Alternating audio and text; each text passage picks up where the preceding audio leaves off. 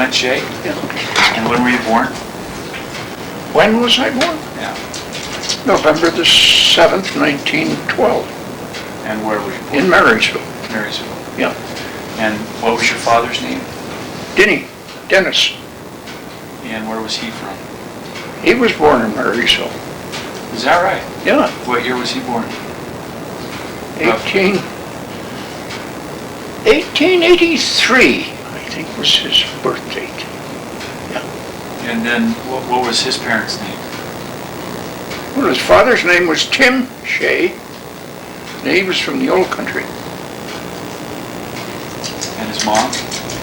His mother's name was O'Neill, but she died when my father was very young.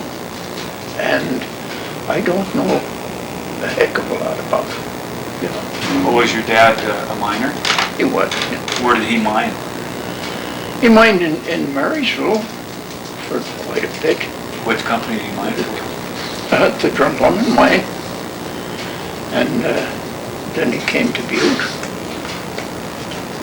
And he finally wound up, he was an assistant foreman at the original, and then he was transferred up to the Mountain Con.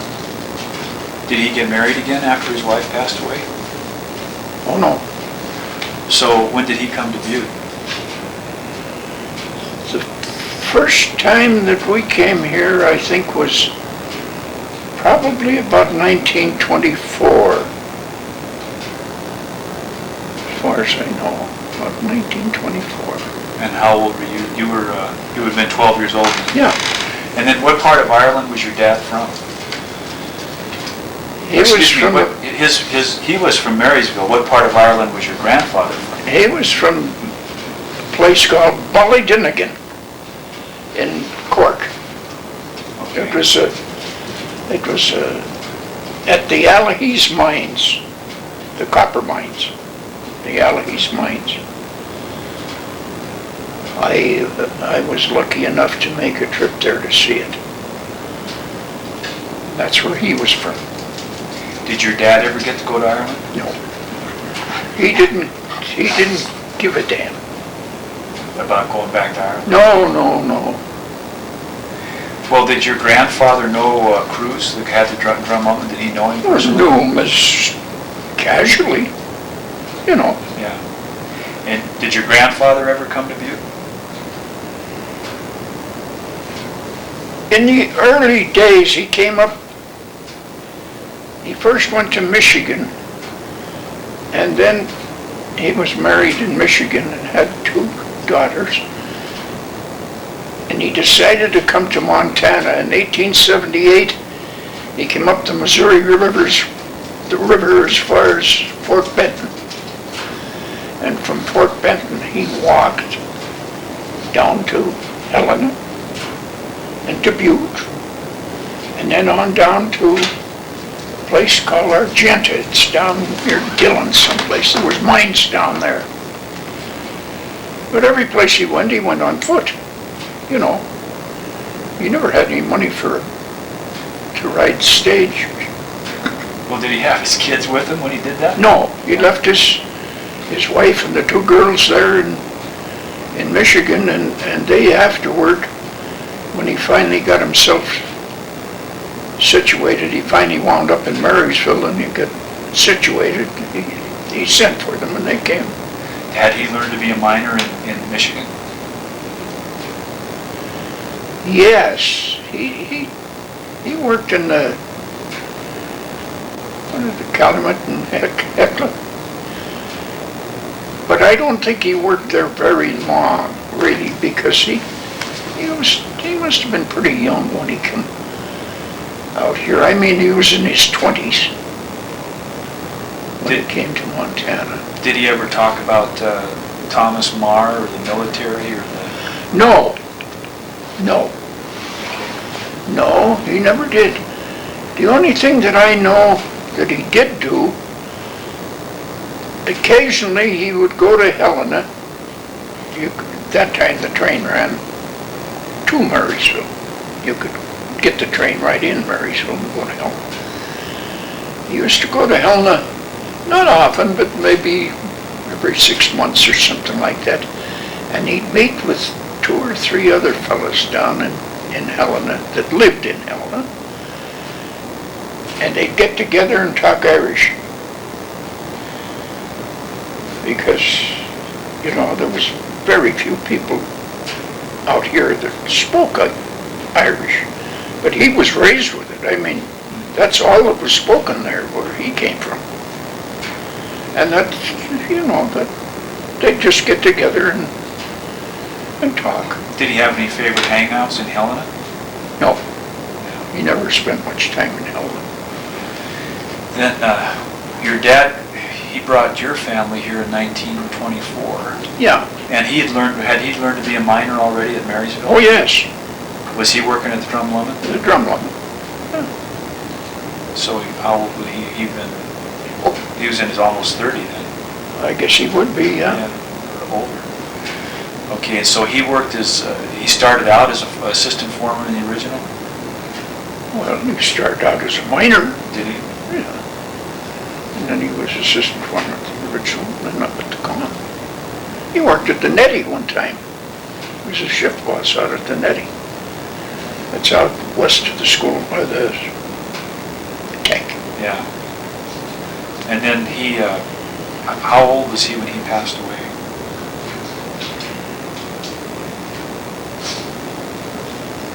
Oh, boy. Or what year did he pass away? Maybe I should ask that. I think it was about 1950.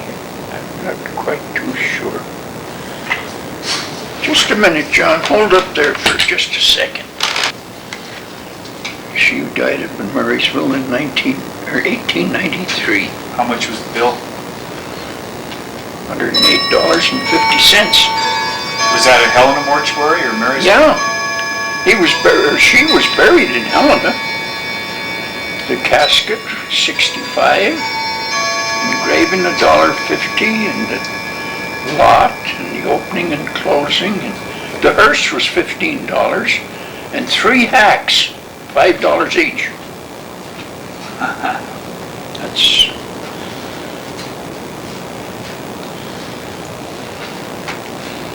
Oh, I bet you I got the book. 1950. So he was 67 years old. So he lived a good long life, even though he was a miner. He got hurt up at the Lexington. What happened? He was going down the cage, and there was a starter steel. Must have been on a wall plate someplace, and it got let loose and fell, and it came in the cage. And you know what a starter steel is, about that long.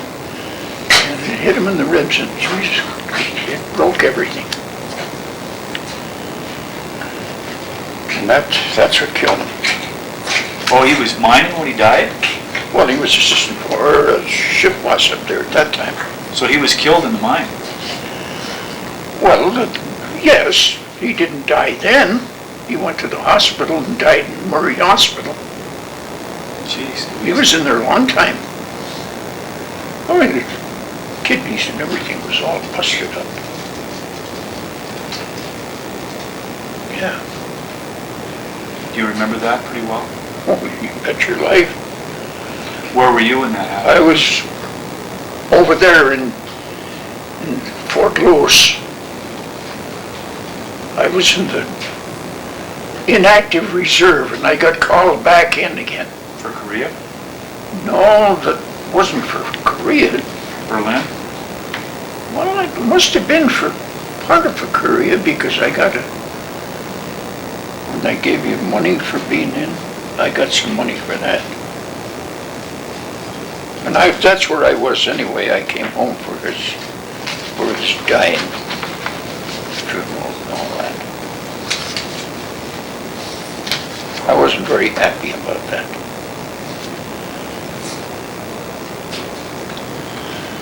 Mike Mansfield is the guy that got me out of it. Now, you're an Army man and you know what I'm talking about. Yeah. I was with the self-propelled artillery 155s They were shooting out there, Yakima. That was the firing range when I left there to come home on account of my father. I bumped into Mike Mansfield, and I knew him. I knew him well enough that he called me by name. He said to me, he was sitting in one of them big chairs in the KC. He said, "How are you, Clint?" I said, "I'm no goddamn good." He said, "What's the matter? What's the matter? Sit down here." So I sat down next to him, and he said, "What's the trouble? What's bothering you?" So I told him what's bothering me. That goddamn inactive reserve, whatever that meant. I must have been nuts when I signed that up. I went back, and by that time they'd gone from Yakima back to Fort Lewis. So they called me in the orderly room, and they said they want you over to battalion headquarters. I said, all right. So I went over to battalion headquarters, and they said, "Where's your service record?" I said, "Hell, I don't know. I never saw my service record in my life. I don't know where it is." "Well, we gotta get it. We gotta get it. We got a communication from Washington, D.C. from Senator Mike Mansfield, and he wants a copy of your papers." Well, I said, "You're out of luck. I don't know where they are." So that led from one thing to another, but anyhow, I never heard no more from them guys, but I heard from Mike. And it wasn't God long, and I was home. So he wasn't mad at you for making fun of him smoking a pipe or anything, huh?